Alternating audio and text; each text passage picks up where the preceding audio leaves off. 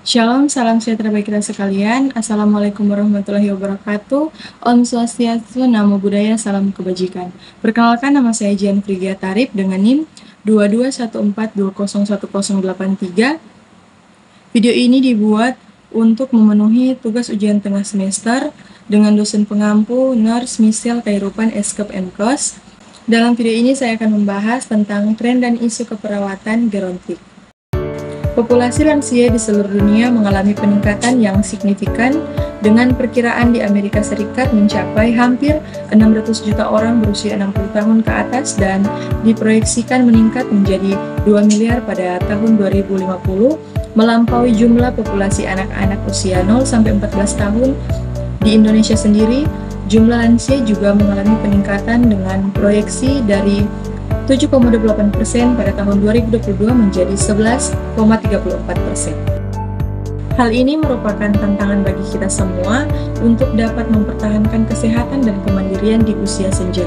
Belajar dari populasi lansia di Cina, kita dapat mengadopsi gaya hidup sehat dengan menghindari makanan modern, memperbanyak konsumsi sayur dan buah, meningkatkan aktivitas fisik, bersosialisasi, serta menjaga lingkungan hidup yang bersih dan bebas polusi. Azas pendekatan dan jenis pelayanan kesehatan lansia menurut WHO tahun 1991, asasnya adalah menambah kehidupan pada tahun-tahun yang telah ditambahkan ke kehidupan dengan prinsip kemerdekaan, partisipasi, perawatan, pemenuhan diri, dan kehormatan. Departemen Kesehatan Republik Indonesia menganut asas meningkatkan mutu kehidupan, kesehatan, dan memperpanjang usia lanjut usia. Pendekatan menurut WHO tahun 1982, pendekatannya meliputi menikmati hasil pembangunan, mengakui keunikan lansia, mengupayakan kemandirian, melibatkan lansia dalam memilih kebijakan, memberikan perawatan di rumah, memastikan kemudahan akses pelayanan, dan mendorong ikatan antar generasi. Jenis pelayanan kesehatan untuk lansia meliputi 5 upaya. Yang pertama, peningkatan. Yang kedua, pencegahan. Yang ketiga, diagnosis dini dan pengobatan. Yang keempat, pembatasan kecacatan. Yang kelima, pemulihan. Promotif. Upaya promotif adalah proses advokasi kesehatan untuk meningkatkan dukungan terhadap praktik kesehatan positif sebagai norma sosial dari klien, tenaga profesional, dan masyarakat. Penyampaian 10 perilaku yang baik pada lansia, baik perorangan maupun kelompok lansia adalah dengan cara sebagai berikut. Berikut adalah poin-poin penting untuk menjaga kesehatan. Yang pertama, spiritual. Mendekatkan diri pada Tuhan. Yang kedua, psikologis, menerima keadaan, sabar, dan meningkatkan rasa percaya diri. Yang ketiga, sosial, menjalin hubungan baik dengan keluarga dan sesama. Yang keempat, fisik, olahraga ringan setiap hari, makan sedikit tapi sering, pilih makanan yang sesuai dan banyak minum air putih, berhenti merokok dan minum minuman keras, mengembangkan hobi dan minat, memelihara hubungan harmonis dengan pasangan, memeriksakan kesehatan secara menyampaikan pesan bahagia. B. Berat badan berlebih dihindari. A. Aturan makanan yang seimbang. A. Hindari faktor risiko penyakit jantung dan situasi yang menegangkan. A. Agar terus merasa berguna dengan mengembangkan kegiatan dan hobi yang bermanfaat. G. Gerak badan teratur dan sesuai kemampuan. I. Ikuti nasihat dokter dan perawat. A. Awasi kesehatan dengan pemeriksaan secara berkala.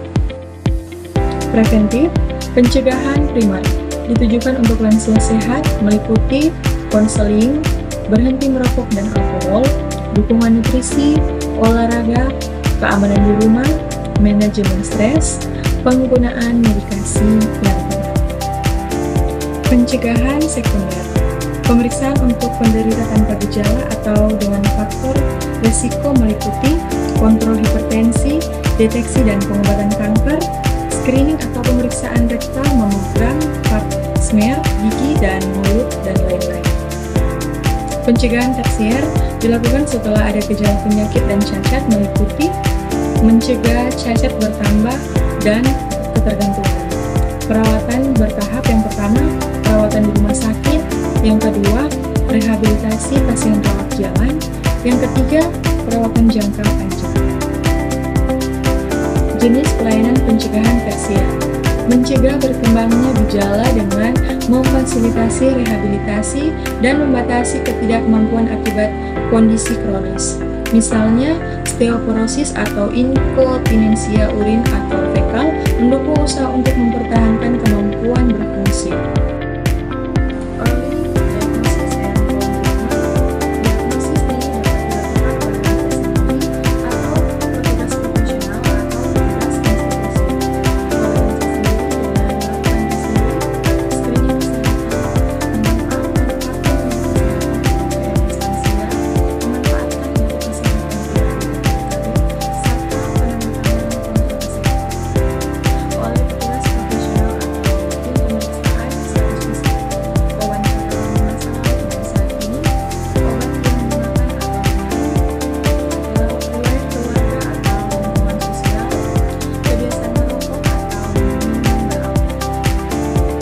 Health check: pemeriksaan fisik diagnostik seperti pemeriksaan darah lengkap, pemeriksaan pelvis dan rektum, gerakan sendi, kekuatan tep, penglihatan dan pendengaran, dan lain-lain. Screening kesehatan meliputi berat dan tinggi badan, kolesterol dan tumor. Pemeriksaan status mental dan psikologis. Status mental terdiri atas pengkajian memori, perhatian, orientasi, komunikasi, dan perilaku.